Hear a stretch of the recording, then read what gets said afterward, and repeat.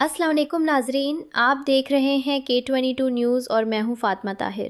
خبر شامل کرتے ہیں اسپین کے شہر بارسلونا سے، جہاں پاکستان مسلم لیگ نون کی جانب سے یوم آزادی کی مناسبت سے ایک پروقار تقریب کا اہتمام کیا گیا، جس کی صدارت PML نون اسپین کے صدر راجہ اسد حسین نے کی، جبکہ نظامت کے فرائض راجہ ساجد نے سر انجام دیے۔ تقریب سے خطاب میں پاکستان مسلم لیگ نون اسپین کے صدر راجہ اسد حسین نے کہا، وقت آ گیا ہے کہ سیاسی تقسیم اور کھوکھلے نعروں سے آگے بڑھ کر پاکستان کو مضبوط بنایا جائے۔ انہوں نے کہا کہ یوم آزادی محض ایک دن نہیں بلکہ شہداء کی قربانیوں کی یاد دلاتا ہے۔ ان کا کہنا تھا کہ سید عاصم منیر کی قیادت میں پاک فوج مستعد ہے اور پوری قوم متحد ہے۔ اس موقع پر دیگر مقررین کا کہنا تھا کہ بھارت کے خلاف معرکہ حق کی کامیابی نے جشن آزادی کی خوشیاں دوبالا کر دی ہیں۔ پاک افواج نے گھمنڈ میں مبتلا بھارت کو ایسا سبق سکھایا ہے جو وہ کبھی نہیں بھلا پائے گا۔